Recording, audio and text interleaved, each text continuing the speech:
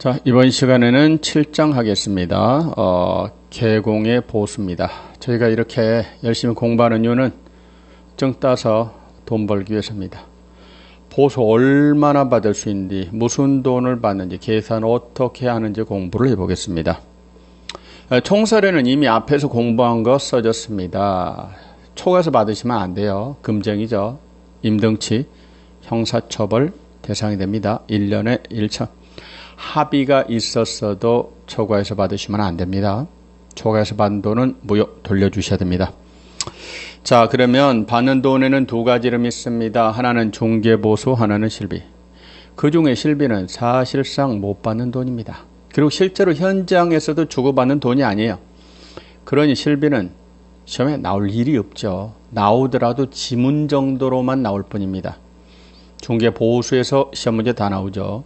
중개보수 공부를 합니다. 자, 그럼 중개보수의 성격입니다. 중개보수는 무슨 돈일까요? 그래요. 중개를 완성시켜준 것에 대한 대가입니다. 거래를 성사시켜준 것, 거래계약을 체결시켜준 것에 대한 대가적 금전. 이게 바로 중개보수입니다. 따라서 그 말은 거꾸로 말하면 무슨 말입니까? 아무리 열심히 했어도 성사를 못 시키면 못 받는다는 소리예요. 근데 반대로 대충 했는데 훌러덩 성사가 됐어요. 받으실 수 있습니다. 자, 그러면 중개보수 청구권의 발생 행사 소멸 알아봅니다. 봅시다. 203쪽 맨 위에 보면 상인보수 청구권이라는 게 있죠. 우리 법에서는 개공을 전문 직업인이라고 해요. 근데요, 법원에서는 개공을 상인으로 봅니다. 그래서 상인보수 청구권이 인정이 돼요. 그러므로 중개계약 체결 있고 중개완성 있고 인과관계가 있으면은 돈 받으실 수 있어요. 구체적인 보수지급 약정을 따로 하지 않았어도 상인이므로 상인보수 청구권이 인정이 돼서 상인은 타인을 위하여 용역을 제공하면 당연히 보수받을 수 있거든요. 그래서 구체적 보수지급 약정 없어도 돈을 받으실 수 있다. 네? 현실에서도 우리나라에서 의뢰인들은 부동산에 가서 뭐라고요? 우리 집 팔아주세요. 이렇게만 말하지 구체적으로 우리 집 팔아주면 수수료 얼마 드릴게요. 이런 말 안 합니다. 그래도 성사되면 돈 다 받아갑니다. 상인보수청구권이 인정된다. 그렇습니다. 자, 그러면 8판 2번 보수청구권의 발생과 행사와 소멸에 대해서 알아봅시다. 보수청구권의 발생과 행사와 소멸에 대해서 한번 알아봅시다. 먼저 발생은요, 그 책에 써져 있는 것처럼 중개계약을 체결하기만 하면 돼요. 우리 집 팔아주세요. 우리 집 좀 팔아주시겠습니까? 알았습니다. 하고 중개계약을 체결하는 순간 집 좀 사주세요. 전셋집 구해주세요. 중개계약을 체결하는 순간 이미 청구권 자체는 발생을 합니다. 자, 그런데 중개계약을 체결하는 순간 청구권은 발생하지만 바로 돈 달라고는 못하죠. 우리 집 팔아주세요. 알았어요. 돈 내놔요. 이거 말이 안 돼요. 청구권 발생을 하지만 바로 행사는 못해요. 그러면 언제 행사할 수 있을까요? 중개가 완성이 돼야 돼요. 중개 완성을 정지조건부로 행사합니다. 다시 한번 중개계약을 체결하면 청구권은 발생합니다. 그리고 행사하려면 세 가지 조건을 만족하셔야 돼요. 첫째, 중개계약 체결이 있을 것, 그래야 발생하니까. 두 번째, 완성이 있을 것, 거래계약이 체결돼야 됩니다. 세 번째는요, 나의 중개행위로 인하여 거래가 성사돼야 돼요. 인과관계가 입증이 돼야 됩니다. 당연한 이야기입니다. 저는 팡팡 놀았어. 의뢰인이 스스로 발견한 상대방과 거래했어요. 이때 제가 돈 달라고 못하잖아요. 나 때문에 성사가 돼야 돈 달라고 할 수 있어요. 그러면 나로 인하여 거래가 성사됐다. 이거를 입증하셔야 되는데 입증하는 방법은 뭘까요? 내가 거래계약서 확인 설명서 작성하고 서명 날인하는 거예요. 그렇죠? 다시 중개보수 받으려면 세 가지. 첫째, 중개계약 체결이 있을 것, 완성이 있을 것, 인과관계가 입증될 것. 입증하는 방법은 거래계약서 확인 설명서에 서명 날인하는 겁니다. 그런데요, 제가 거래 성립에 기여를 했어요. 제가 거래 성립에 기여를 했어요. 근데 주된 원인이 아니고 협력적 보조적 원인으로 작용했을 뿐이에요. 그래도 거래가 성사되면 보수받으실 수 있습니다. 그렇습니다. 그런데 제가 계약서 작성에 참여하지 못했어요. 제가 모든 판매 조건에 대해서 합의를 이끌어냈습니다. 그래서 계약서 쓰는 일만 남았어요.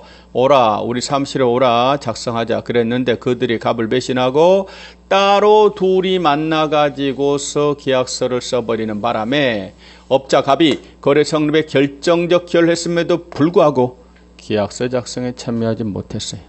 이거는 업자 잘못이 아니고 그들이 나쁜 놈이에요. 그들이 신의치게 반환한 짓을 한 거예요. 못 받는다, 받을 수 있다? 받을 수 있다. 받을 수 있습니다. 다음 페이지 가서 보시고요. 그런 말이 다음 페이지 B까지 써졌습니다. 자, 이어서 가로 3번. 뭔가요? 제한입니다. 거기 조문을 한번 읽어봅시다. 법제 32조인데요. 개공은 중개업무에 관하여 의뢰인으로부터 소정의 보수를 받으실 수 있습니다. 소정의 보수를 받으실 수 있습니다. 다만 개공의 고의과실로 의뢰인 간 거래가 무효취소 해제된 경우는 그러하지 아니하다. 그 말은 개공의 잘못으로 무효취소 해제가 되면 받는다 못 받는다? 못 받는다 그 이야기예요. 그렇죠? 원래 소정의 보수 받지만 개공의 고의과실로 무효취소 해제가 된 때는 그러하지 아니하다. 받을 수 없다. 그러므로 뭘 따져보셔야 돼요? 기체결된 거래계약이 무효취소 해제가 됐습니다. 이런 말이 나옵니다. 기체결된 거래계약이 무효취소 해제가 됐습니다. 이런 표현이 나와요. 그러면 반드시 확인하실 게 뭐예요? 왜 깨졌는가? 원인을 꼭 살펴보셔야 돼요. 원인에 따라 받을 수도 있고 못 받을 수도 있다 그 말입니다. 만약에 지금처럼 업자 갑의 고의과실로 깨졌으면 받는다 못 받는다? 못 받아요 못 받아요. 그런데 원인에 가서 이 양반의 고의도 과실도 하나도 잘못이 없는데 깨졌다니까요. 그럴 때는 못 받는다 받을 수 있다? 받을 수 있어요. 아니 AB 사이에 계약서를 작성해 줬거든요. 갑이. 그런데 AB가 합의해서 계약을 깨버렸습니다. 또는 A가 이행에 착수하기 전에 받은 돈의 배액을 상환함으로써 계약이 해제가 돼버렸어요. 또는 이행 지체를 이유로 계약이 깨졌어요. 이렇게 계약이 깨지는 데는 업자 갑의 잘못 없다니까요. 내가 일단 성사를 시켜줬는데 너희가 깬 거예요. 내가 성사를 시켜줬는데 너희가 깬 거라고요. 내가 성사시킨 그 부분에 대한 대가는 받을 수 있다 그 말입니다. 그렇습니다. 얼마나 받나요? 절반만 받나요? 아닙니다. 다 받으실 수 있어요. 그런데 잘 주려고 안 해서 그렇죠. 다시 봅시다. 무효취소 해제가 됐다. 그러면 거래가 없던 것과 같으므로 개공은 보수를 절대 받을 수 없다. 이렇게 말하면 된다 안 된다? 안 돼요. 무조건 못 받는다고 말하면 안 된다니까요. 무효취소 해제 원인에 따라 받을 수도 있고 못 받을 수도 있어요. 항상 원인을 따져보셔야 됩니다. 자, 그러면 조건을 줄 때 개공 잘못으로 깨졌습니다. 그러면 받을 수 없다. 당사자가 한 귀책으로 깨졌습니다. 그러면 받으실 수 있습니다. 근데 현실의 경우에는 잘 안 주려고 합니다. 받아내는 것도 능력입니다. 자, 그러면 거기 가로 4번 중개보수 지급 시기가 시행령으로 새로 나온 겁니다. 중개보수 지급 시기에 대해서 새로 만들어졌고 그래서 시험에도 나왔죠. 약정에 따르시면 돼요. 약정이 없을 때는 언제 거래대금 지급이 완료된 날, 언제 잔금 지급한 날 따라서 어떻게 하면 좋아요? 별 약정 없으면 잔금 처리할 때 주거든요. 그러니 어떻게 해요? 계약서 쓸 때 절반을 받고 나머지 절반을 잔금 처리할 때 받는다. 이래 놓으면 계약서 쓰고 나서 자기네가 합의해서 깨버렸어요. 그러더라도 나머지 2분의 1을 못 받더라도 2분의 1을 이미 땡겨놨으니까 괜찮겠죠? 그렇습니다. 자, 이어서 파란 3번으로 갑니다. 중개보수 범위로 갑니다. 대체 중개보수를 얼마나 받을 수 있다는 말이냐. 자, 먼저 큰 1번, 가로 1번, 주택의 중개보수. 오른쪽 205쪽, 가로 2번, 주택의 중개대상물 중개보수. 아하, 현재 중개보수는 보시는 것처럼 이원화되어 있습니다. 무엇과 뭐로 구분하나요? 주택과 주택 외로 구분하여 각기 다른 기준을 두고 있다 그 말입니다. 주택과 주택 외. 취지는 뭐다? 주택은 좀만 받아라. 그러나 주택 외는 좀 받아도 돼요. 그러다 보니까 테이블을 각각 달리 규정하고 있습니다.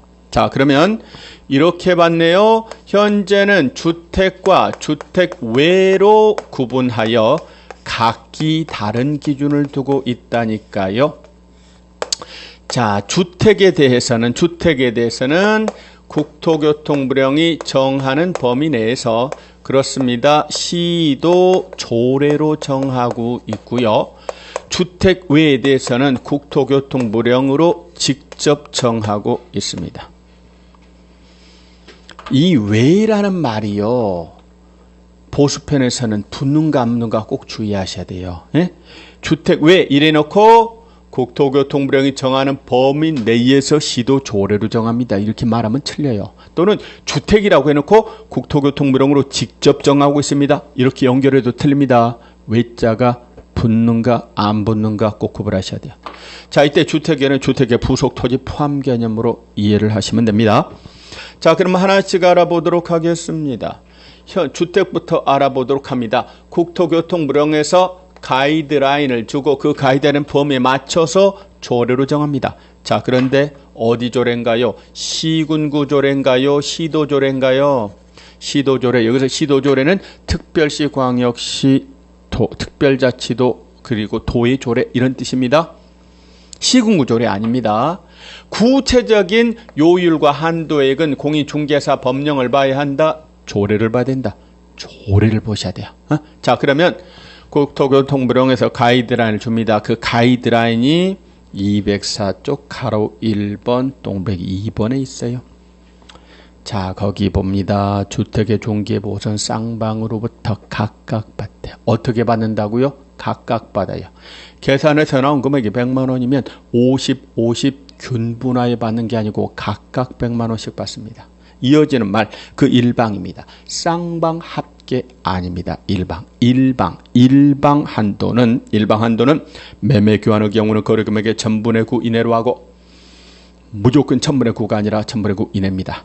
임대차 등 임대차 등 그러면 임대차, 전세, 저당권 나머지 다 임대차 등에 속하겠죠? 임대차 등은 얼마요? 거래 금액의 1000분의 8 이내로 합니다. 여기에 맞춰서 조례를 정합니다. 그러면 물건의 성질이 주택이다 그러면은요 조례를 보셔야 되는데 몇 가지 확인할 게 있죠. 참고로 서울시 조례가 우리 교과서에 들어와 있어요. 참고사항으로 보시기 바랍니다. 서울시에서 그 조례를 정리해서 지금 보고 계시는 요율표를 만들었어요. 209쪽을 참고로 보시기 바랍니다. 참고로. 자, 지금 주택이다 그러면은 그 표를 한번 보세요. 표를 보니까 매매 교환과 임대차 등으로 구분하여 각기 다른 기준을 두고 있죠. 자, 그리고 매매 교환을 보니까 몇 단계로 구분되어 있나요? 여러 단계로 구분되어 있어요. 지금 서울시 조례, 경기도 조례, 강원도 조례 큰 틀은 비슷하지만 조금씩 지자체마다 달라요. 큰 틀은 국토부에서 잡아주니까 거의 비슷한데 구체적으로는 조금 달라요. 그러니 시험 볼 때 제시가 됩니다. 이건 외우실 필요는 없어요. 그러나 이 표를 읽을 수는 있어야 될 거 아니에요. 읽는 요령을 지금 살펴보자 그 말입니다. 거래 금액에 따라서 현재 몇 단계인가요? 하나, 둘, 셋, 넷, 5단계로 구분이 돼 있죠. 5천 미만, 2억 미만, 2억 이상 6억 미만, 그리고 6억 이상 9억 미만이 작년에 신설된 구간입니다. 그리고 9억 이상. 요율을 보세요. 여기는 요율이 뭐라고 돼 있나요? 그냥 요율인가요? 상한 요율인가요? 상한 요율이죠. 그냥 요율이 아니에요. 최대 받을 수 있는 요율이 그러해요. 그 상한 요율 범위 안에서 합의로 정하는 겁니다. 따라서 5천만 원 미만은 무조건 1000분의 6이 아니라 최대 1000분의 6이다. 그 뜻이에요. 1000분의 6, 5, 4, 5입니다. 그 다음에 9억 원 이상을 흔히 고가주택이라고 하고, 고가주택은 좀 세게 받아도 돼요. 1000분의 9까지 받으실 수 있습니다. 그런데 서울시의 경우에는 실제 자기가 받고자 하는 상한율을 이렇게 표시하도록 해서 가로를 쳐놨습니다만, 원칙적으로는 1000분의 9 이내의 범위 내에서 협의입니다. 그 다음에 주택은 표를 보시면 한도익이라는 게 있죠. 한도익이 있으면 한도익 범위 안에서만 받는 겁니다. 25만원, 80만원, 없음입니다. 그 밑으로 임대차 등을 보니까 역시 구간은 5가지 구간입니다. 근데 금액이 좀 달라요. 5천만원 미만은 갔는데 그 다음 단계에서부터는 5천 이상 1억 미만, 1억 이상 3억 미만, 3억 이상 6억 미만, 그리고 6억 원 이상입니다. 임대차는요, 고가주택의 기준이 9억이 아니에요. 6억 이상이에요. 오케이. 그리고 요율은 1000분의 5, 4, 3, 1000분의 4, 그리고 6억 이상 고가주택은 1000분의 8 이내의 범위 내에서 합의로 정합니다. 그리고 한도액 20, 30, 없음이라고 되어 있네요. 자, 그래서 주택이다. 이렇게 제시가 되면 뭐를 따져본다? 뭐 중개했는가? 매매 교환인가? 임대차 등인가? 거래 금액이 얼마인가? 적용하는 요율은 몇 %인가? 한도액은 있는가 없는가? 한도액이 있으면 한도액 범위 안에 들어가는가? 그렇지 않은가? 이것저것을 따져보셔야 된다 그 말입니다. 그렇죠?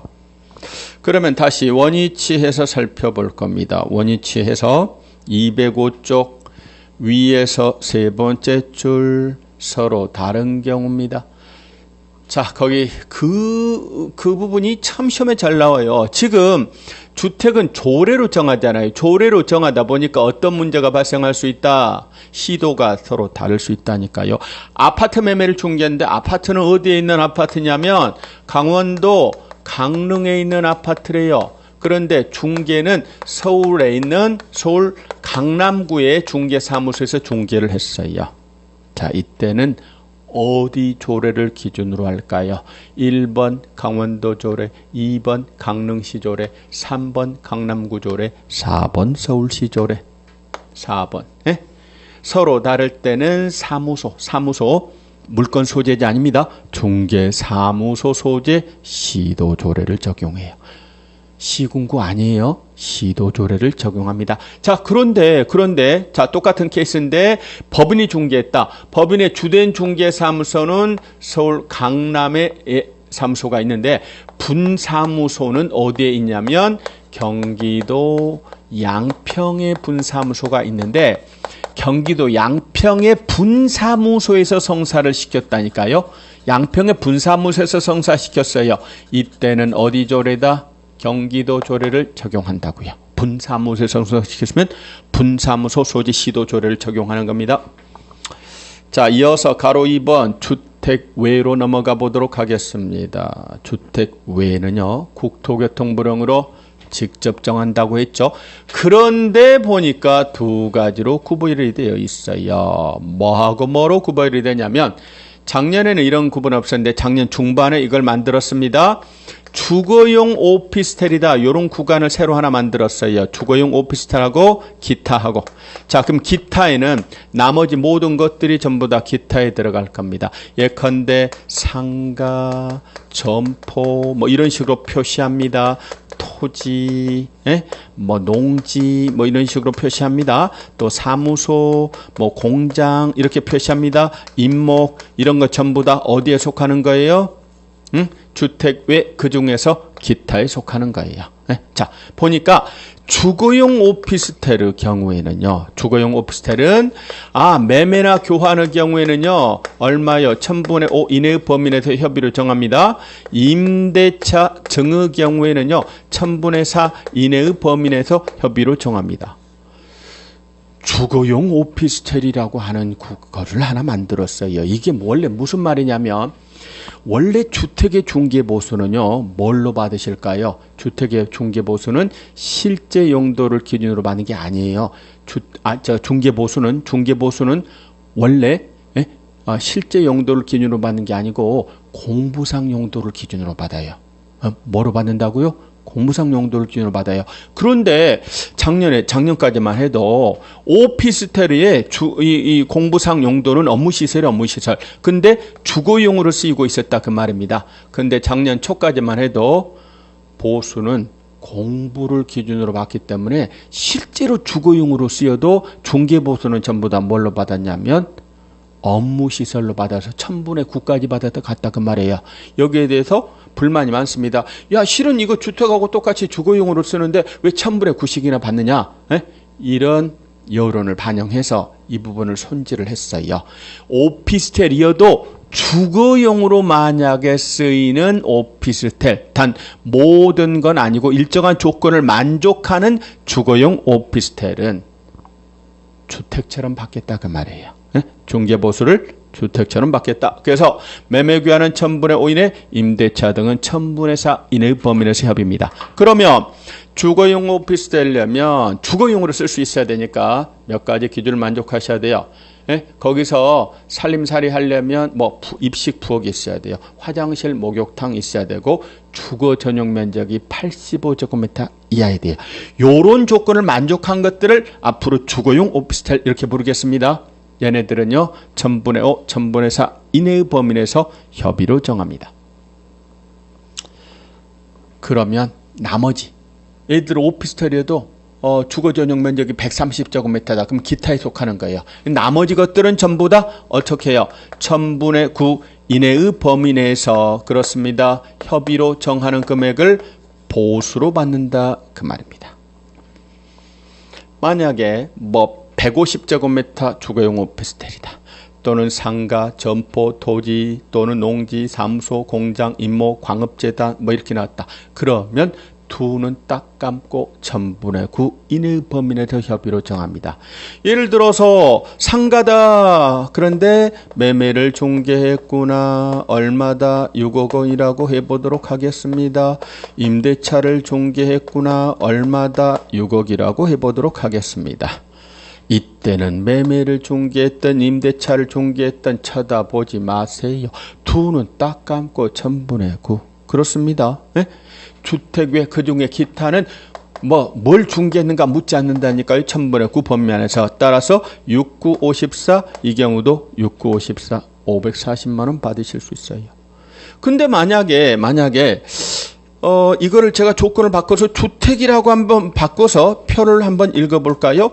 주택이라고 그러면은요, 주택이라고 하고 6억이라고 하고 매매하고 임대차하고 한번 연습을 해봅시다. 얼마나 받을 수 있는가? 그 표를 한번 보세요.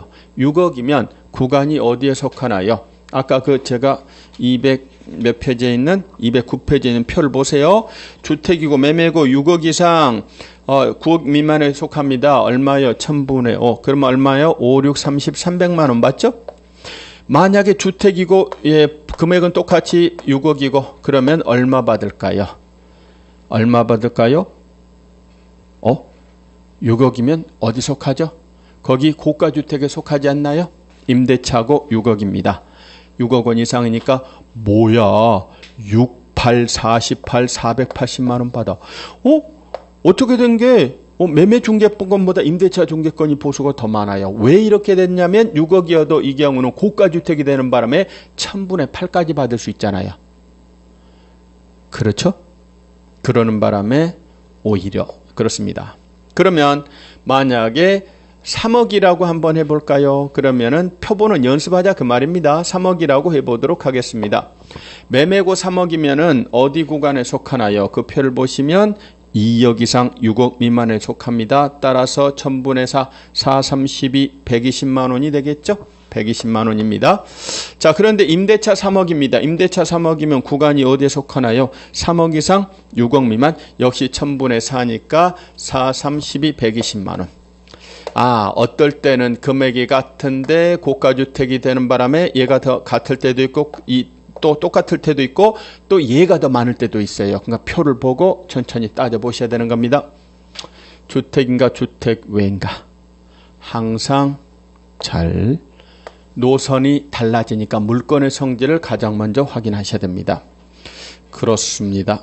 그러면 이제 205쪽에 제가 가로 2번 동그라미 1번, 2번, 3번, 4번에 관해서 말씀드렸습니다. 동그라미 5번 상한요일 표시 맨 밑에 그거 볼게요. 자, 지금 아까 상가나 이런 것들 있죠. 토지나 이런 것들은요. 어떻게? 지금 시도 조례로 정하고 있는 것은 주택만 그래요. 주택 외는 그 조례로 정해지지 않아요. 그러다 보니까 업자도 의뢰인도 다 불편해요.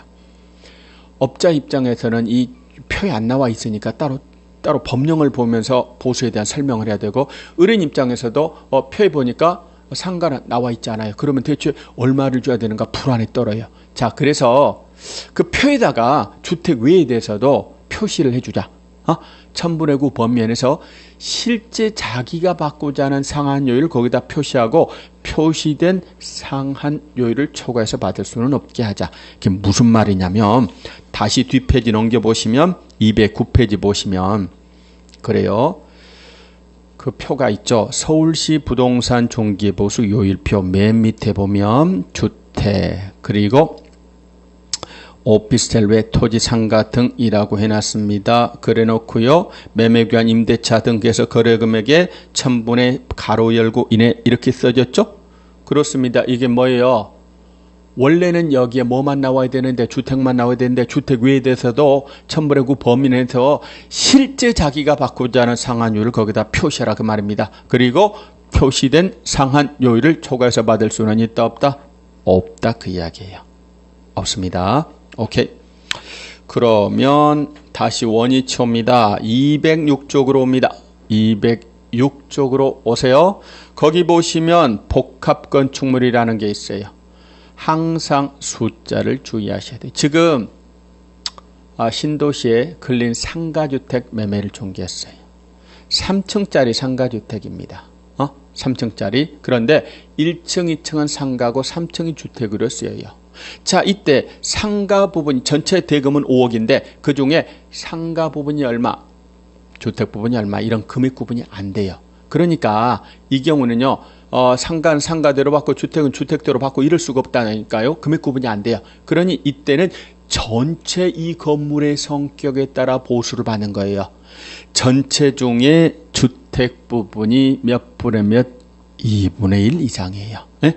전체 중에 주택 부분이 2분의 1 이상이면 이 건물은 뭐로 본다? 주택으로 봐요. 주택의 보수를 적용하는 거예요. 근데 전체 중에 주택 부분이 2분의 1 미만입니다. 미만이면 이 건물은 주택 외로 보자. 그래서 주택 외의 보수 기준을 적용하는 겁니다. 기준점 주의하셔야 돼요. 2분의 1 이상과 미만으로 구분이 되는 겁니다. 그렇습니다. 그렇습니다. 그러면 이어서 중개보수 산정 방법으로 넘어갑니다. 이어서 중개보수 산정 방법입니다. 자, 이제 보수받는 간단한 방법 계산 문제입니다. 자, 첫 번째 교환의 경우입니다. 이제 중개보수를 구하시려면 거래가액을 구하셔야 돼요. 거래가액에다가 자기가 받고자 하는 요율을 거기다가 합의로 정한 요율을 거기다가 적용하셔야 되는 거예요. 거래 금액을 구하시기 바랍니다. 여기에다가요 요율을 곱합니다. 이렇게 해서 나온 돈을 산출액이라고 합니다. 산출액을 각각 받으시면 되는데 한도액 있으면 한도액 범위 안에서만 받으세요. 자, 이때 매매의 경우에는 매매대금이 거래 금액이 될 겁니다.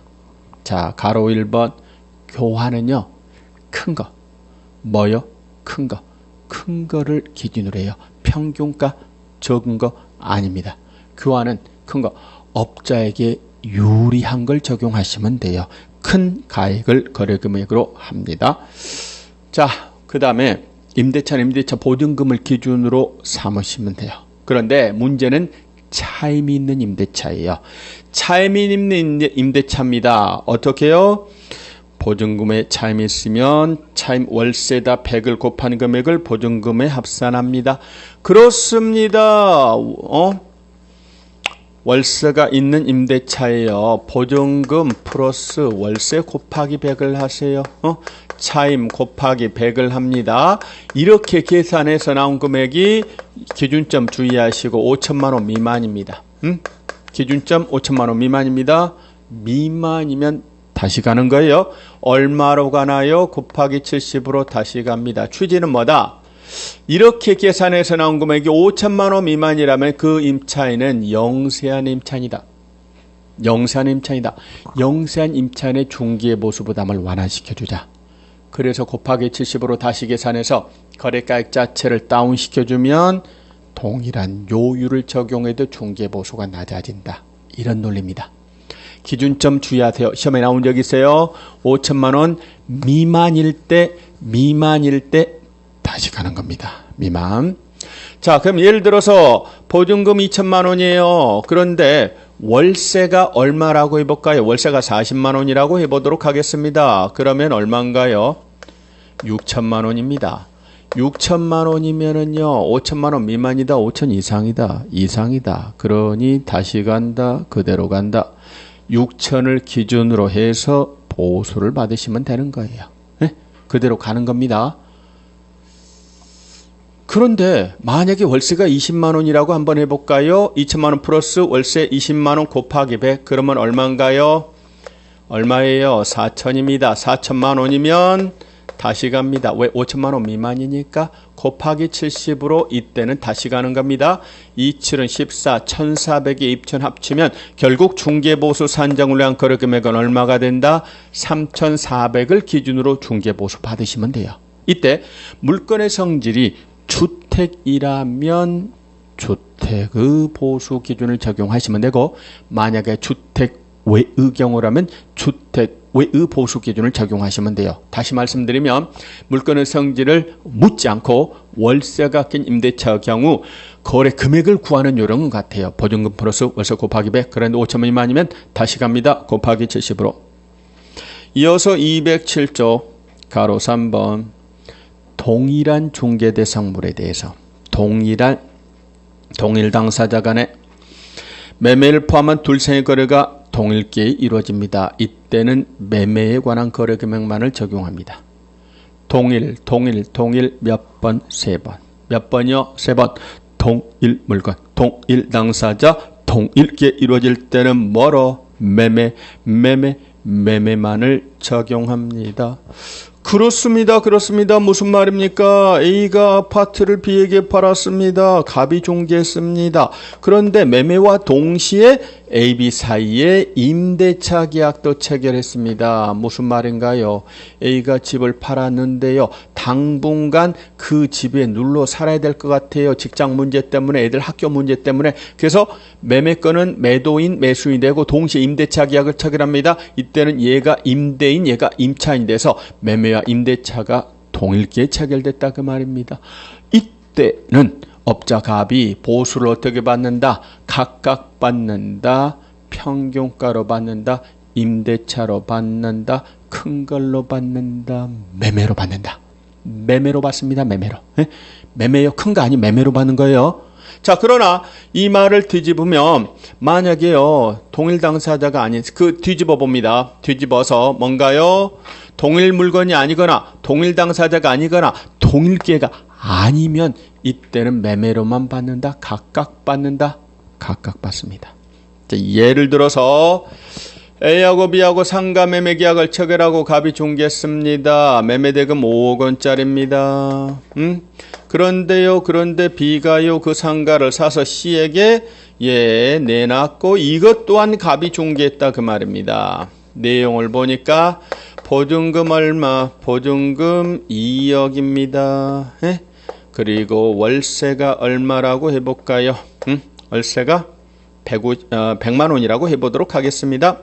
보증금 2억에 월세 100만 원. 이것도 갑이 중개했다 그 말입니다. 이때 갑이 B한테 얼마 받을 수 있는가 하는 거예요.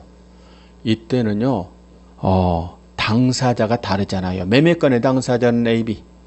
임대차권의 당사자는 B씨. 그러므로 B한테 매매로만 받는다. 각각 다 받는다. 각각 다 받는다 그 말이에요. 자, 그렇다면 아까 조건을 제가 상가라고 제시가 됐으면 돈은 딱 감고 1000분의 9 5, 5, 9, 45. 450만 원 받겠죠? 얘한테도 450만 원 받겠죠? 자, 그리고 이 경우는 종계보수 산정을 위한 거래계획 보증금 2억 플러스 월세 곱하기 100. 그럼 얼마예요? 3억이 나오네요. 3억. 그렇죠? 자, 그렇다면 상가입니다. 돈은 딱 갚고 1000분의 9. 39, 27. 39, 27 이렇게 받겠죠? 그래서 B한테는 이렇게 두 개 합쳐서 받는다니까요. 그럼 얼마인가요? 600, 720 받나요? 3, 8, 9, 70에 720 받겠죠? 그렇습니다. 동일 당사자가 아니라니까요. 이때는 매매건은 매매건대로, 임대차건은 임대차건대로 각각 받는 겁니다. 오케이. 자, 이어서 가로 4번 그냥 읽어보시고 가로 5번 분양권 전매로 넘어갑니다. 분양권 전매로 넘어갑니다. 거기 보시면 그런 말 써졌죠. 총 분양가 플러스 프리미엄이 아니고 거래 당시 주고받는 총대금. 거래 당시 주고받는 총대금이 종계보수 산정을 위한 기존금액이 돼요. 그럼 거래 당시 주고받는 총대금이라면 기납부한 대금에다가 프리미엄을 합한 금액으로 됩니다. 자, 그리고 융자금도 거래가액에 포함을 합니다. 융자금도 거래가액에 포함을 하는 겁니다. 그렇습니다. 지금요, A가 가지고 있는 분양권을 B가 샀고 갑이 중개했어요. 근데 A의 분양권의 스토리를 보니까 A가 가지고 있는 분양권의 스토리를 보니까 총 분양가 3억짜리예요. 현재 계약금하고 1차 중도금까지 해서 1억이 납입이 된 상태예요. 그런데 A가 B에게 팔면서 프리미엄 4천을 불렀다 그 말이에요. 자, 이와 같은 분양권 거래를 갑이 중개했다. 중개보수 받을 수 있다. 이때 중개보수 산정을 위한 거래금액은 총 분양가 플러스 프리미엄이 아니라고요. 거래 당시 주고받는 대금을 기준으로 한다. 그럼 거래 당시 주고받는 대금이라면 기납입된 대금이 있을 거예요. 기납입된 대금이 지금 1억이네요. 거기다가 프리미엄을 4천 불렀어요. 예? 결국 1억 4천이 종계보수 산정을 위한 거래 금액이 되고 만에 하나 융자가 들어갔으면 융자금 포함입니다. 그런데 분양권인데 무슨 분양권인가를 따져보셔야 돼요. 분양권의 성질에 따라 길이 달라요. 만약에 아파트 분양권이라면요, 주택의 기준을 적용하시면 돼요. 근데 상가 분양권이라면 주택 외의 보수 기준을 적용하는 겁니다. 분양권도 어떤 분양권이냐에 따라 길이 달라집니다. 이어서 가로 6번 권리금입니다. 권리금은 아시는 것처럼 중개대상물이 아닙니다. 권리금은 보수 산정을 위한 거래가액에 놓지 않습니다. 그런데 동물 2번처럼 개공이 권리금 알선을 했어요. 권리금 양도 양수 알선을 했습니다. 고생했으니까 돈은 받을 수 있어요. 단 이거는 중개가 아니니까 중개보수 적용 대상은 아니고 합의로 정한 금액을 보수로 받으실 수 있습니다. 자, 가로 7번 부가세는요, 좀 수정할 게 있습니다. 종계보수, 현재 지금 종계보수 표, 여기 나와 있는 금액에는 부가세 제외입니다. 그러므로 종계보수와 별도로 부가세 받을 수 있다. 그 다음 문장서부터 여기서부터 끝까지는 아예 그냥 가로를 쳐버리세요.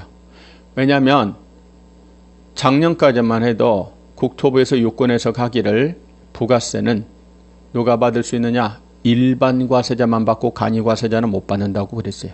그런데 금년도에 법제처 유권 해석이 이를 변경시켰어요. 법제처 유권 해석에 의하면 일반 과세자는 물론 간이 과세자도 부가세 받을 수 있는 걸로 유권 해석이 바뀌었어요. 그러니까 그거는 그 단 이하서부터는 이제 틀린 말이 됐으니까 지워버리세요. 지워버리시기 바랍니다. 그렇습니다. 자, 그럼 다 했고 208쪽.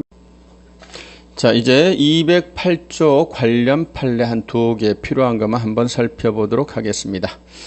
자, 관련 판례 보니까 1번 판례가 우리 시험에 나온 적이 있어요. 보니까 뭔가요? 제가 한번 읽어봅니다. 아파트 분양권 매매를 중개하면서 지자체조를 잘못 해석해서 법에서 허용하는 금액을 초과해서 중개보수를 받으셨습니다. 이거는 법률에 차고 해당하지 않습니다. 법률에 차고 해당하지 않아요. 해당하지 않습니다. 그러므로 초과수수 위반에 따른 제재 대상이 된다. 무슨 말입니까? 이 양반이 말입니다. 아파트 분양권 매매를 중개했어요.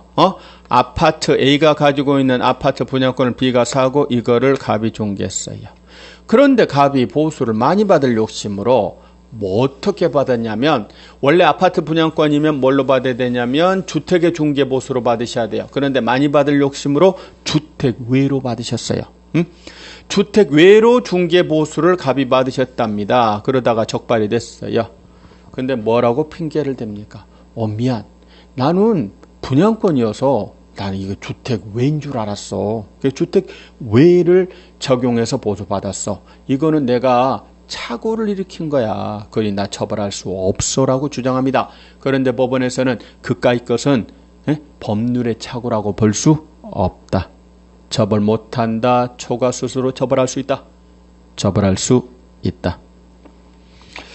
자, 2번 판례는 그냥 읽어보시면 됩니다. 아까 말씀드린 권리금에 관한 내용입니다. 3번은 봅시다. 토지와 건물의 임차권 권리금 시설비 교환 계약을 중개하고 사례 명목으로 포괄적으로 지급받은 금원 중 어느 금액까지가 중개보수에 해당한지를 측정할 수가 없어서 초과해서 받았다고 단정할 수 없다. 이 양반이요, 임대차 중개를 했어요. 임대차 중개를 했습니다. 뿐만 아니라 임대차 중개 부수에서 권리금이 주고받았고 이 권리금 양도 양수 알선까지 갑이 다 했어요. 다. 자, 그런데 갑한테 얘가 돈을 줬는데 예를 들어 법정된 중개보수가 150만 원이라면 얼마를 받았냐면 예를 들어 300만 원을 받으셨어요. 300만 원을 받으셨습니다. 그래서 너 중개보수 초과해서 받았다고 처벌하겠다고 했어요. 그런데 법원에서는요. 여보쇼 지금 이 양반이 300을 받긴 받았는데 이 내용이 어떻게 300인지 지금 구분이 안 돼. 중개보수가 얼마고 권리금 양도 양수 알선에 대한 대가 권리금 양도 양수 알선에 대한 보수가 얼마인지 구별이 되지 않아. 그런데 무조건 300 받았다고 150보다 많이 받았다고 당연히 초과해서 받은 걸로 해서 처벌할 수는 없다. 이렇게 판단하고 있어요. 예? 자, 따라서 우리는 애매하면 통으로 받으시는 거예요. 예? 구별이 안 되는 상태에서는 무조건 초과해서 받은 걸로 단정할 수는 있다 없다? 없다. 뭐 이런 판례입니다. 시험에 나온 적은 없습니다만 그래도 알아두시고 그러면 밑에 주의사항으로 갑니다. 주의사항 가서 보니까 첫 번째 현재 우리 법에서는 영수증에 관한 내용이 단 한마디 말도 없어요. 영수증 법정서식 있다 없다? 없어요.